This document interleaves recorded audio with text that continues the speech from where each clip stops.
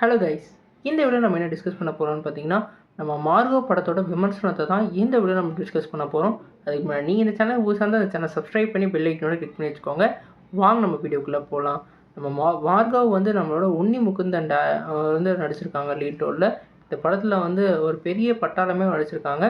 குறிப்பாக இந்த படத்தில் வந்து நம்மளோட நிவின் பாலி அவர்கள் ஒரு முக்கியமான ஒரு கேமியோ பண்ணியிருக்காங்க. இந்த படத்தோட கதைக்களத்துன்னு பார்த்தீங்கன்னா, இவரோட தம்பியை வந்து கொண்டுடுறாங்க. இந்த தம்பியை கொன்னதுக்காக வந்து அவர் பழிவாங்குற மாதிரியான சீக்வன்ஸ் தான் இந்த படத்தோட கதையாக இருக்குது. குறிப்பாக இந்த படம் வந்து ஒரு ஜான்விக் கதைக்களம் மாதிரி, ஒரு வீட்டையும் அதே மாதிரி நாயையும் கொன்னதுக்காக எப்படி வந்து அவர் ராஜ்யத்தை கொன்னாரோ அந்த மாதிரி ஒரு சின்ன லைன் மூலமாக ஒரு ஆக்ஷன் பேக்டான மூவியாக இந்த படத்தை வந்து காமிச்சிருக்காங்க. குறிப்பாக நிறைய வயலன்ஸோட ஒரு பக்கா வயலன்ஸ் ஆக்ஷன் மூவியாக காமிச்சிருக்காங்க. என்னதான் இந்தியன் சினிமாவில் வந்து அனிமல் அதே மாதிரி கில்னா இவங்க படத்தெல்லாம் வந்து ஒரு வயலன்ஸ் மூவியாக சொல்லியிருந்தாலும் அதெல்லாம் மீறி இந்த படம் தான் வந்து ஒரு பக்கா வயலன்ஸ் ஸ்டார்டிங்லேருந்து எண்டு வரைக்கும் வந்து ரத்தம் தெறிக்க ஒரு ஆக்ஷன் படமாக எடுத்திருக்காங்க. குறிப்பாக வந்து நம்ம ஆக்டரான உன்னி முகுந்தன் வந்து இந்த படத்தில் வந்து ஒரு வேறு லெவல் கதாபாத்திரத்தை வந்து நடிச்சிருக்காரு. இந்த படத்தில் வந்து அவர் ஒரு டாமின்னு சொல்கிற மாதிரி ஒரு கதாபாத்திரம். அவர் வந்து என்ன தான் வந்து ஒரு அக்ரெசிவாக வந்து எப்படியெல்லாம் இருக்கணுமோ அதெல்லாம் ஒரு அசால்ட்டாக வந்து செய்கிற மாதிரி, அவரை வந்து பில்டப்லாம் ஏற்றாமலே அவர் வந்தாலே அவர் பில்டப் கொடுக்குற மாதிரி இருந்தது. குறிப்பாக கிளைமேக்ஸில் வந்து நிவின் பாலிக்கும் இவருக்கும் வந்து ஒரு ஃபைட் வந்து ஏற்படும். அதில் வந்து அசால்ட்டாக அடிப்பார்.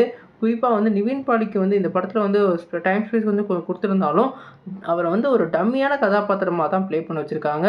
இந்த படத்தை தேட்டரில் பார்க்கல வந்து என்னதான் வந்து நிறையா நிவின் பாலி ஃபேன்ஸ்லாம் இருந்தாலும் இந்த படத்தில் வந்து கதாபாத்திரமாக அவரை வந்து ஒன்றி கடைசியில் கிளைமேக்ஸில் வந்து எல்லோரும் விசில் அடிச்சுக்கிட்டே இருந்தாங்க.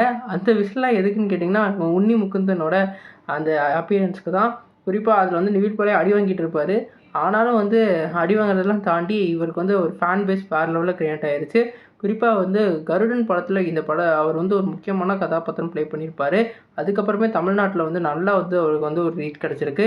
குறிப்பாக இந்த படம் வந்து மலையாளத்தில் வந்து ரிலீஸ் ஆகிருந்தாலும் இங்கிலீஷ் சப்டைட்டிலோட இப்போ வந்து ரிலீஸ் ஆகி வேறு லெவலில் சக்கப்போட்டு போட்டுக்கிட்டு இருக்குது. இந்த படத்தில் டைலாக்லாம் தாண்டி ஃபுல்லாகவே ஆக்ஷன் சீக்வன்ஸ் தான். ஒரு பெரிய ஆக்ஷன் சீக்வன்ஸ்லாம் அப்படியே பக்காவாக கிளைமேட் பண்ணி அப்படியே கதைக்களத்தோடு நகர்த்திடுறாங்க.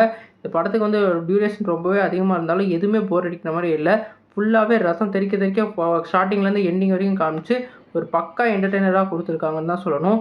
இது வந்து ஜான்விக் மாதிரி வந்து மார்கோன்ற ஒரு யூனிவர்ஸ் கிரியேட் ஆக நிறைய வாய்ப்பு இருக்குது. மார்க்கோ 2 கூட வரலாம். அது வந்து என்னனாலும் அவங்க பிளான் பண்ணலாம். அந்தளவுக்கு ஒரு பக்காவான ஸ்கெட்சை வச்சு போட்டு மலையாள சினிமாவில் ஒரு வேறு லெவல் மைல் ஸ்டோனாக இது கிரியேட் ஆகிருக்கு. இந்த வாரம் வந்து நம்ம வெற்றிமாறனோட விடுதலை 2 வந்து ரிலீஸ் ஆகிருந்தாலும் இந்த படமும் வந்து ஒரு பக்காவான படமாக வந்து ரிலீஸ் ஆகிருக்கு.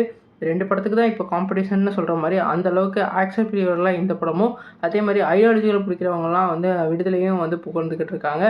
கண்டிப்பாக வந்து மிஸ் பண்ணாமல் இந்த படத்தை வந்து பாருங்கள். டிசம்பர் மாதம் வந்துருச்சு. இந்த டிசம்பர் மாதம் தான் இவ்வளோ நல்ல படம் வருமானு சொல்லிட்டு இப்படி வந்து வருஷம் கட்டி புஷ்பாவிலேருந்து இப்போ வரைக்கும் வந்து பெரிய படங்களாக வந்துக்கிட்டு இருக்கு. குறிப்பாக புஷ்பா வந்து 1600 கோடிக்கு மேலே வந்து கலெக்ட் ஆகி ஒரு இந்தியன் சினிமாவே ஒரு பக்கா மைல்ஸ்டோனை க்ரியேட் பண்ணிக்கிட்டு இருக்கு.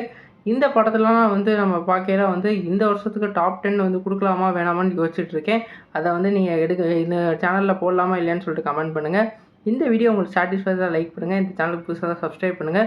யாரெல்லாம் இந்த ரிவ்யூக்கு அப்புறம் நீங்கள் வந்து போய் பார்க்க போகிறீங்கன்னு சொல்லிட்டு கீழே மென்ஷன் பண்ணுங்கள். நன்றி.